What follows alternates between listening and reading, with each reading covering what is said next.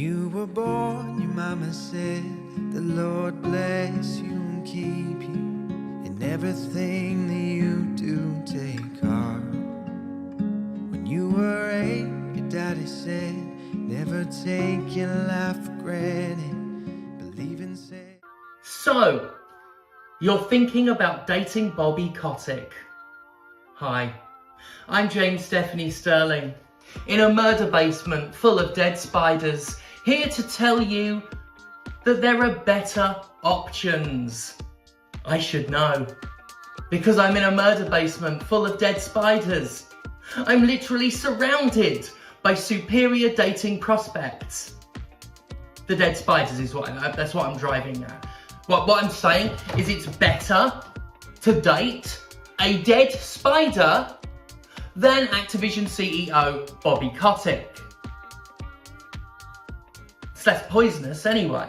Think about what it's like for my dating life when the first picture that comes up is me as the devil. This was the plea with which Activision Blizzard CEO Bobby Kotick appealed to our collective humanity 12 years ago, complaining to the New York Times that the practice of photoshopping devil horns onto his head was impacting his love life. It's always an interesting thing, isn't it?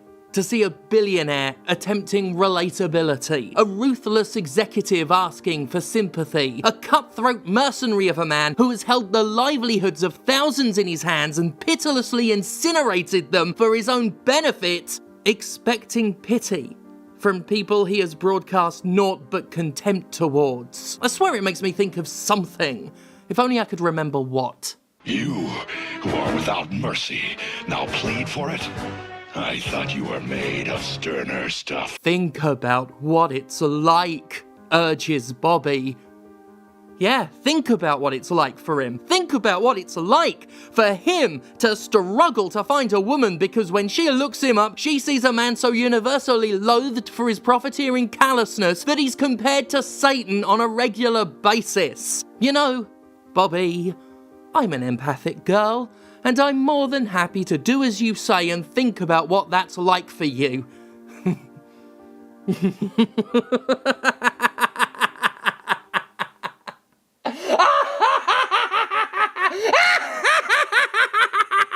Now, while nobody except maybe the man himself and his family, and even that's uncertain, denies that Bobby Kotick is a monstrous little man whose abusiveness, nastiness, heartlessness, and greed has earned him the ire of the masses, there's been a not insignificant pushback to that ire manifesting in the particular expression of photoshopped horns. This is on account of Kotick's Jewishness and the historically anti-Semitic implications of portraying Jewish people as devils, which, you know, it's fair enough to find that link more than a little uncomfortable. The Jimquisition stopped adorning Kotick's visage with demonic accoutrements for this very reason, as despite the clear fact it's specifically about Bobby Boy as an individual, some viewers were nonetheless uncomfortable, and I really don't need the aid of infernal embellishments to make the point that Robert A. Kotick is a despicable fucking wanker. He's also started calling those photoshops anti-Semitic himself. Like, he's worked out that play, so don't give him the ammo. That said, whether we do this with horns or via some other method, we absolutely, positively need to ensure that Bobby Kotick's dating life remains hilariously fraught with the ever-present threat of women finding out how much of a cunt he is. In fact, if you are currently dating or are thinking about dating Bobby Kotick and are somehow watching this video,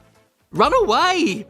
Run away from that man! He's not just bereft of empathy and decency, he's notably unhinged to the point of threatening to have people murdered! Run away! It's at this point I'd like to remind anyone viewing this video that it has been produced and published for novelty purposes only. It is a comedy video that parodies in part the concept of dating advice, and it is in no way, shape or form intended to call to action or otherwise influence the behaviours of any individual or groups thereof. For the record, I wish to state that I do not want to see anybody's ability to find a romantic partner impaired for any reason, no matter how much I might be able to justify it, how much I may find it funny, or how much I want to see it. In fact, should Bobby Kotick ever meet the one love interest guaranteed to not work out what a piece of shit he is, I'll be the first to congratulate him and the comatose parrot he slapped a wig onto.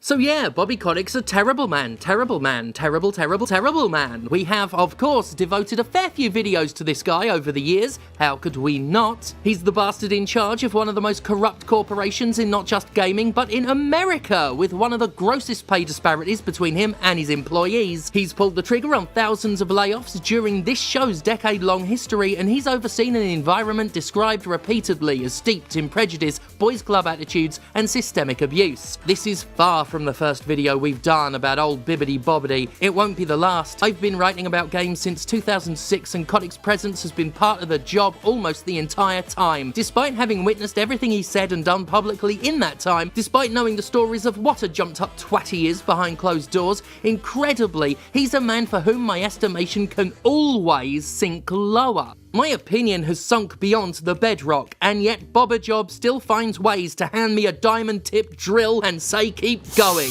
Case in point, the exec's recent interview with Variety magazine, the catalyst for today's instalment of Fuck Bobby Kotick. But don't, fuck him.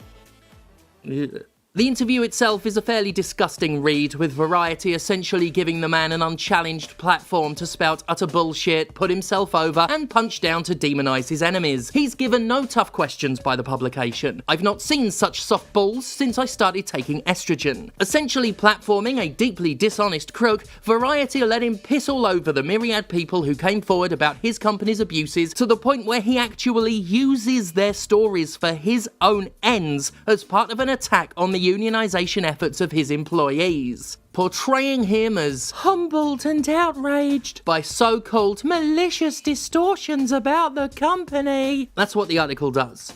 Despite the fact that allegations say Activision's Human Resources Department buried or retaliated against reports of misconduct, Kotick nonetheless boasts of the company's low level of harassment and assault complaints. According to him, Activision has literally never had any widespread problems, despite there being former staff members talking about them on record, and a petition to take the problem seriously signed by over 1,000 staff members, and the mass walkouts among those employees, and Activision Blizzard literally apologising in the past for the kind of inappropriate response Bobby Kotick has now backtracked towards for this interview. We've had every possible form of investigation done, and we did not have a systemic issue with harassment.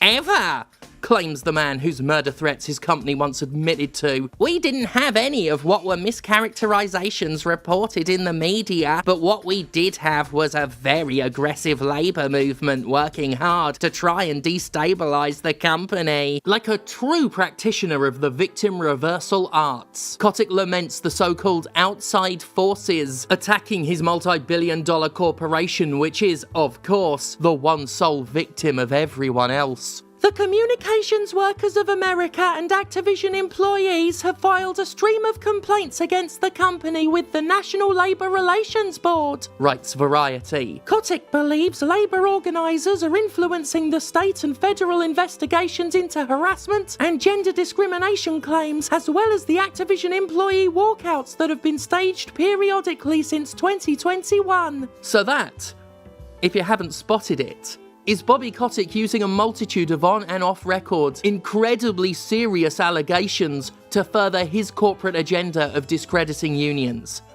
I mean, it's a bold fucking play, I suppose. So again, I remind you that what Kotick just did is something Activision Blizzard apologised to its staff for doing when the complaints first surfaced in 2020. Only it's even more self-serving and exploitative this time. Classy. Bobby Kotick would have you believe he and his company are worthy of sympathy. And it's at this time I'd like to mention the thing I'm duty-bound to mention every time we talk of this company in great detail. Activision Blizzard uses tax loopholes to pretend it does business out of an empty basement in Holland, which allows it to not only pay $0 in taxes, but qualify for a refund on that $0, which every other taxpayer is footing the bill for. I think that gives you a decent idea of how much sympathy they, and the billionaire who made number 45 on the list of America's most overpaid CEOs, deserve. Of course, he may be quick to point out that while he was paid 306 times as much as the average ActiBliz employee, he did take a huge pay cut. in response to the reports that Activision Blizzard was a shithouse, reports he's currently claiming are fake pinko commie lies. Remember when Blowjobby Kotick added to his vast wealth in 2013 with a shockingly massive scam, like an actual scam? He and board chairman Brian Kelly set up a shell company in the Cayman Islands to receive the shares of majority stakeholder Vivendi instead of Activision during a restructuring. The result of this was the two men gaining a gigantic controlling stake in the company, a move so brazen the other shareholders successfully sued the pricks for $275 million. It was the largest settlement of its kind ever in the early 2010s, but considering Kotick has awarded himself annual bonuses of basically that much, and collectively eclipsed that amount in the years since, it was a fiscal slap on the wrist at the very best. Do not date this man. If you see this man, do not date him. The money might sound tempting, but is it worth letting this guy burrow himself into you? Besides which, he's a mean bastard who prefers to keep his cash to himself. After all, the first time he publicly got on gaming's bad side was way back in 2009 when he notoriously said, "We have a real culture of thrift. The goal that I had in bringing a lot of the packaged goods folks into Activision about 10 years ago was to take all the fun out of making video games." So said the man en route to a net worth of $7 billion and who would keep awarding himself hundreds of millions more in bonuses. Talk about building a culture of thrift. Nice. This was the time he also said he kept people in line with skepticism, pessimism, and fear of economic depression. This man, who thinks anxiety and misery is what makes a business successful, expects us to think his workers don't need to unionize. But of course, Kotick is totally in favour of unions actually, by the way. His company might employ literal union-busting tactics and fight any and all attempts at organisation, but you see,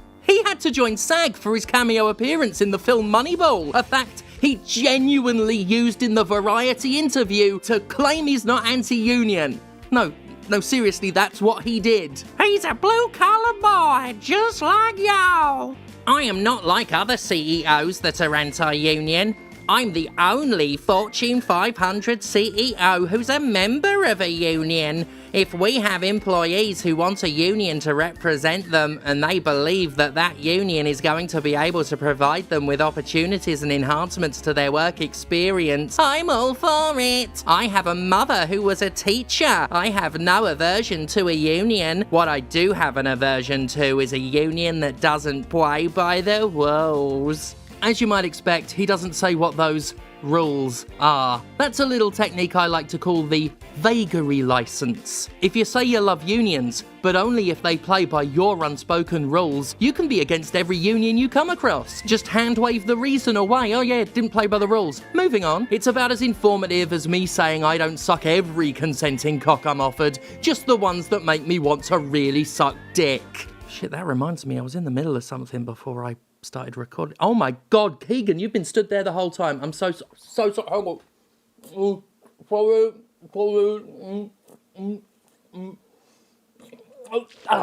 There we go. Sorry. Fucking ADHD. I swear, next time I'll finish you off before I check my emails and then get distracted and do an entire script. Okay, you're a pal.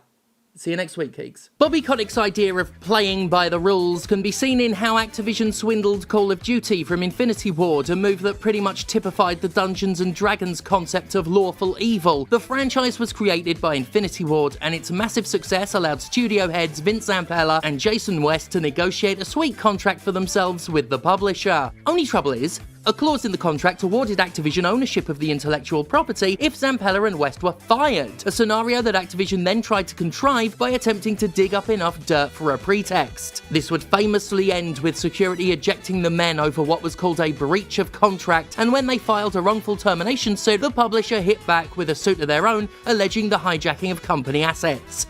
Those are the rules Bobby Kotick plays by. Now are you really gonna swipe right on his Tinder profile? You should not let this obvious resident of Yarnham invite you back to his place for coffee. Few contemporary figures can claim to be so despised as to have no advocates in the gaming community, a community in which Velvet Assassin has found fans. Video game players on the left, video game players on the right, game critics and commenters and posters across the entire political spectrum, representing a totality of tastes, can all agree he's a vile little wormling, despite describing himself as a libertarian. Not even the free speech zealots and status quo warriors in the hardcore gamer TM sector claim him. And those fuckers embraced Ojaka fucking Thompson the moment he presented himself as an enemy of the SJWs. He's loathed for a growing list of offences, his anti-customer business practices, his gleeful statements about raising prices and exploiting franchises, his habitual self-enrichment while laying off hundreds of people, the abuse he's overseen, his plainly broadcast contempt for others, the corruption he's suspected of, the corruption he's proven guilty of, all he creates, all he destroys, all that he does and all that he says, all that he eats and everyone he meets, all that he slights and everyone he fights, all that is now and all that is gone, all that's to come, and everything under the sun is in tune, but the sun is eclipsed by the moon. Ah, fuck, did I just lapse into Pink Floyd again?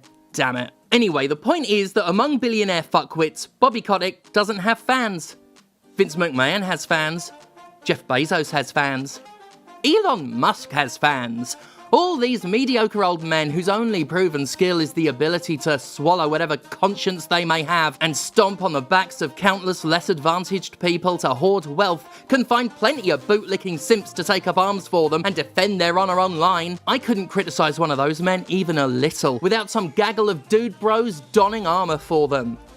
When it comes to Robert E. Kotick, well, I can dedicate an entire 20-minute video to calling him a grotesque, odious, unpleasant little testicle, and not a single person will protest. I know this because I've done it before, more than once, and the only pushback came from those who thought I wasn't harsh enough. Fuck him. But don't, fuck him. Because you shouldn't even be dating him. By the way, huge thank you to Z-Manzilla, yes, the Z-Manzilla, for the massive amounts of help with the main edit this week while I was off doing wrestle fighting. Thank you so much, darling. And, still PCW Women's Champion, by the way, Commander Stephanie Sterling. Yeah, at Pride of the Ring 2, I did successfully defend this title. Before we go, just a little bit of promotion for my next wrestling appearance. If you want to see me live, it's actually quite a big one. It is in London on June 29th. Right at the end of this month, I am going to be making my London debut with the wonderfully named Fist Club. It is a very queer wrestling organisation. They're doing a show in Bethnal Green. We'll have ticket information somewhere, probably, presumably. I could have checked it before I started filming, but didn't. Anyway, I hope you enjoyed today's video. I know I did. It's always edifying, it's always enriching to punch up at Bobby Kotick, a target that truly is only punchable from a lower rung. Like all billionaires, they are, well, they're easy, aren't they? I'm not, well, I am, but I'm not so easy that I'd date Bobby Kotick. Fuck, you'd have to be a dead spider to be that cheap a line. Anyway, I'm off. I've got to recover from the weekend. Like, this was hard fought, fucking bruises. Oh, it's been a nightmare. There's one up here somewhere as well. Anyway, I'm off. Thank God for me. And fuck Bobby Kotick, but don't. You know, fuck him, but don't fuck him.